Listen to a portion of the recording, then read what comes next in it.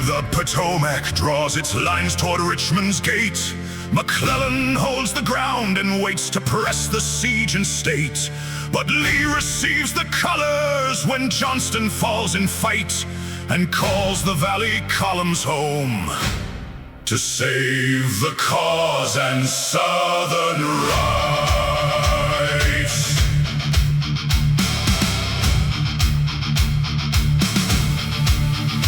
Hill's division crosses Beaver Dam in rising morning light. The gray ranks form for battle as the Yankee guns take sight. Volleys rake the open fields and men go down in rows. Yet Lee commits the assault to force the right-hand foe. Jackson's columns march with speed, but timing slips that day. The blue holds firm upon the ridge and blood soaks the clay. McClellan feels the pressure and begins his southward turn. The first stroke of the master plan begins to bite and burn. Lee reads the field with steady eye and shifts his weight with care. He strikes the Union flank and makes the enemy prepare. No siege shall hold the capital while daring leads the gray. The Army of Virginia moves to drive the blue away. The following day at Gaines' Mill, the fight grows wide and deep. Porter's corps defends the heights while Lee his forces keeps. Longstreet and the others press the center through the smoke. Artillery roars across the fields and men in columns broke. The gray tide surges forward as the Union left gives way. Routed from their chosen ground, they yield the field that day. A victory hard won with cost in ranks both tried and true. Lee's first great stroke has broken through and changed the battle's hue. With iron will Lee coordinates his scattered corps in line. He brings the Valley veterans to join the grand design. Though marches strain the weary men, his purpose does not bend. He turns the enemy's retreat and presses to the end. The blue withdraws through swamp and wood towards safety on the James. Lee seeks to cut their column at the crossroads and the lanes.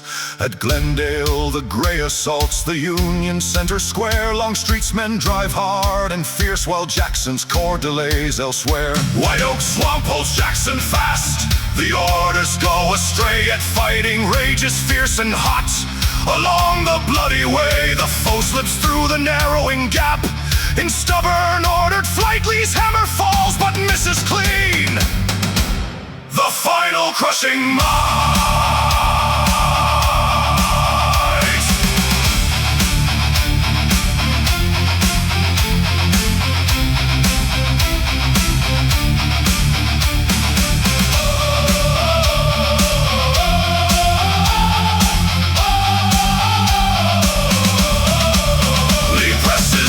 Chance despite the cost in Southern blood. He risks the boldest strokes to break the Yankee hold for good. No hesitation stays his hand when Richmond's fate is weighed.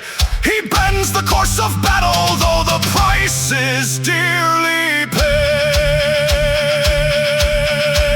Upon the hill the Union stands with guns in massed array. Artillery commands the slope as Lee prepares the fray. Frontal charges roll uphill into the iron hail. The gray ranks break and fall again beneath the deadly gale. McClellan holds the strong redoubt and pours his fire with skill. Lee's assaults are repulsed with losses sharp and ill. Yet still the blue continues on its guard, its southward road. The threat to Richmond lifted as the 7 days unfold.